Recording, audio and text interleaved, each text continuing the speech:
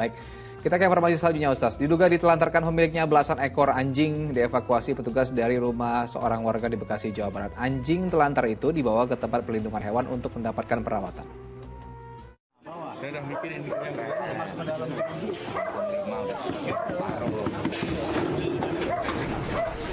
Satu persatu anjing ini dikeluarkan oleh petugas gabungan pemadam kebakaran dan Satpol PP Kota Bekasi dari rumah seorang warga di perumahan Taman Kota, Kota Bekasi, Jawa Barat Minggu pagi.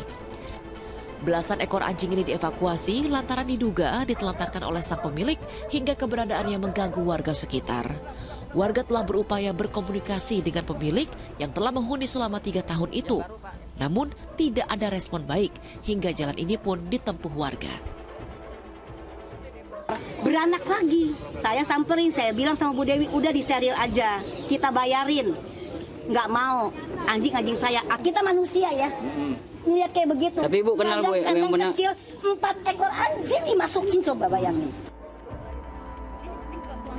Saat melakukan evakuasi, seorang petugas terluka di bagian tangan akibat gigitan anjing dan harus mendapat perawatan medis di RSUD Bekasi. Ya, yang tergigit 1 orang. 1 orang. Ya, memang tadi ikatannya terlepas, jadi dia melakukan perawatan. Rumah pemilik belasan ekor anjing ini ditutup dan diberi tanda surat peringatan. Sementara 17 ekor anjing tersebut dibawa petugas untuk selanjutnya dirawat di tempat perlindungan hewan di kawasan Pejaten, Jakarta Selatan. Darmawan melaporkan dari Bekasi, Jawa Barat. Iya, memang memelihara binatang itu tidak bisa sembarangan ya, butuh tanggung jawab yang besar, tidak cuma bermodal suka aja. Jadi jangan cuma mau mainnya aja ya, tapi ngerawatnya harus bisa nih Ustaz. Nah Ustaz, mungkin sebagian dari kita ada yang meremehkan perkara penelantaran binatang. Ada mungkin misalnya kita melihara kucing atau anjing, terus kita udah nggak suka nih, udahlah sana aja kan bisa makan aja kasih, nggak ada dikasih kasih sayang, nggak ada di grooming lagi, nggak ada dikasih vitamin. Pokoknya udah dibiarin aja, penting kasih makan gitu Ustaz. Mau main kayak mau main kotor-kotoran terserah gitu Ustaz. Padahal seorang bisa terancam masuk ke dalam neraka karena kezolimannya terhadap binatang, ataupun sebaliknya dapat diampuni dosa-dosanya karena kasih sayang terhadap binatang. Nah, mungkin boleh jelaskan lebih lengkapnya Ustaz. Ya, ini saya setuju dengan Mas Asran Syadi ya, bahwasanya dalam Islam itu kita diperintahkan ar-rifqu bil hayawan, artinya berbuat baik kepada hewan gitu. Karena di dalam hadis juga dikatakan fi kulli dzati kabidi ratbatin ajrun ya. Pada setiap makhluk yang memiliki nyawa atau memiliki jiwa, di sana ada pahala gitu. Kalau kita walaupun anjing ya, misalnya kebanyakan kita muslim tuh tidak suka gitu ya, tapi kita nggak boleh juga berbuat zalim ya kepada hewan-hewan ini gitu ya. Kalau memang nggak mampu ya dia serahkan atau biarkan diadopsi sama orang supaya dirawat gitu ya. Dan rawat yang semampu dan sekuasa orang itu gitu, karena nanti di hari kiamat juga akan dipertanyakan. Dan tadi keterangan seorang wanita yang memenjarakan kucing padahal dia ahli ibadah ya, kalau kucing itu kan bisa aja dilepas sama dia mencari makanannya sendiri gitu ya, apalagi kalau kayak kucing begitu ya. Saya juga pernah nasihatin anak-anak saya untuk tidak miara burung gitu ya. Saya bilang udah sini saya beli burung-burung ini saya lepas gitu, tapi anak saya ada yang menjawab dengan argumentasi nggak bisa Bi, burung ini memang lahir di sini, jadi dia tidak punya insting untuk berburu sendiri. Jadi kalau kita lepas di alam dia akan mati karena dia tidak tahu cara bagaimana berburu di alam.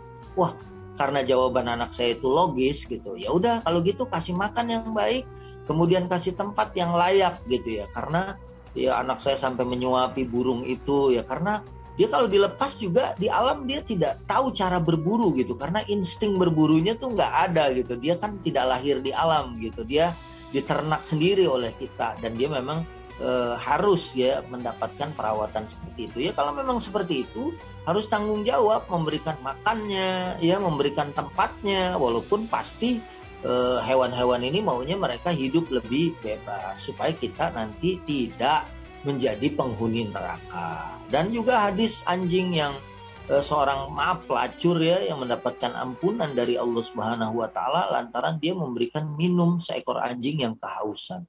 Ini betapa sesungguhnya agama kita mengajarkan berbuat baik kepada semua makhluk. Muslimkah dia, non-muslimkah dia, jinkah dia, manusiakah dia, bahkan dia hewan. Dan hewan yang tidak kita suka sekalipun ya, selama tidak ada perintah untuk membunuhnya, ya karena misalnya ada di dalam Islam binatang tertentu, misalnya kalajengking ya, yang dalam sholat pun kita diperintahkan membunuhnya ya, karena bahaya yang ditimbulkan kepada manusia yang lain misalnya. Selama tidak ada perintah dari agama yang membolehkan untuk membunuhnya, kita dianjurkan dalam agama ini untuk berbuat baik kepada hewan-hewan ini. Dan pasti semuanya kalau kita sudah mau merawatnya dan tidak melakukan dengan cara yang terbaik, nanti di akhirat juga kita termasuk orang yang akan dipertanyakan oleh Allah tentang kezoliman kita terhadap makhluk-makhluk Allah Subhanahu wa Ta'ala. Oke, Ustaz, tapi boleh kalau misalnya hewan peliharaan dijual belikan, Ustaz, apakah tidak masuk dalam kategori penyiksaan? Karena misalnya burung dalam sangkar, tapi di satu sisi waktu itu saya pernah mendengar cerita, Ustaz, riwayat Nabi gitu, Ustaz, ini koreksi kalau saya salah, Ustaz ya, ada salah satu sahabatnya yang memelihara burung dalam sangkar, tapi Nabi hanya tersenyum gitu, Ustaz, dan Nabi juga memelihara kucing gitu kan ya. Nah, kalau misalnya kita lihat nih, Ustaz, di pinggir jalan gitu kan, ada yang jualan anjing, kucing, burung, kayak macam-macam binatang yang ada dalam kerangkeng gitu, dalam sangkar. Ya burung kan pengen bebas gitu nih, anjing-anjing, kucing-kucing juga pengen main, tapi di situ aja terus, Ustaz, berhari-hari begitu. Kalau kejual baru mereka bebas, kalau enggak ya di situ terus gitu. Nah, ini gimana, Ustaz? Ya kalau burung itu baru ditangkap di alam gitu ya. Karena ada juga kan tukang jual burung gereja, burung pipit gitu ya. Di sekolah-sekolah SD biasanya itu mereka baru saja menangkap itu dari alam. Oke. Kalau ada orang kemudian membeli dan melepaskannya, burung itu masih punya insting untuk hidup di survive di alam gitu ya.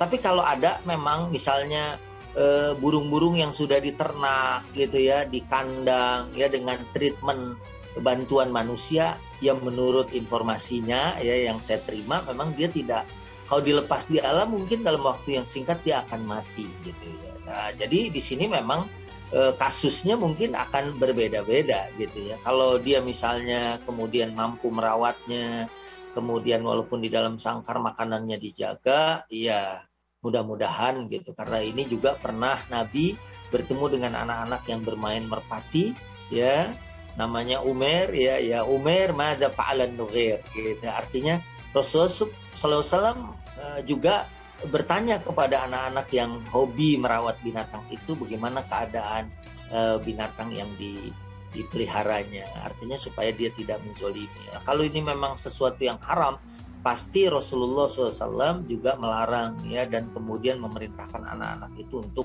melepas hewan-hewan itu. Wallahu a'lam. Intinya adalah bagaimana kita adil, merawat, memberikan apa-apa yang dalam batas kemampuan saya. Saya punya tetangga tidak jauh dari rumah saya, dia rela mengeluarkan uang sampai puluhan juta untuk mengoperasi kucing yang tidak bisa buang air. Waktu itu ditawarin oleh dokter, kita suntik mati aja ya, karena dia harus mengeluarkan kocek dari kantongnya sendiri, itu uang dari koceknya ya, dari kantongnya itu sekitar 40 juta. Ya kan? Akhirnya atas nama kemanusiaan dia bilang, jangan dok, udah lakukan aja operasi supaya dia kembali bisa buang air lagi seperti sedia kala. Ini kan sesuatu yang dahsyat ya, walaupun ya sesungguhnya dia harus adil juga ya, jangan sampai dia mengeluarkan sampai puluhan juta sementara untuk anak kandungnya misalnya untuk beli buku, untuk bayaran sekolah dia nggak punya. Nah, ini juga dia kebentur lagi ya dengan satu keadilan yang harus dia jaga juga ya. Kalau memang dia nggak mampu, mungkin diserahkan ke rumah sakit hewan. Dokter, ini saya menyerahkannya, bagaimana dokter mungkin secara kemanusiaannya ya untuk merawatnya, karena saya udah nggak sanggup lagi gitu kan, saya juga dalam kondisi yang susah ya. Dia juga mencari bantuan orang lain atau membuka dompet ya kan untuk urunan masyarakat gitu ya, kalau memang dia merasa begitu mencintai dan menyayangi binatang gitu ya. Tapi juga dia jangan zalim kepada diri dan keluarganya. Ya, harus diperhitungkan dengan baik gitu, Ustaz ya. Baik, terima kasih Ustaz Subki atas waktu dan tausiah yang diberikan untuk seluruh pemirsa Ajwa TV. Sehat selalu, Ustaz. Assalamualaikum warahmatullahi wabarakatuh. Waalaikumsalam warahmatullahi wabarakatuh.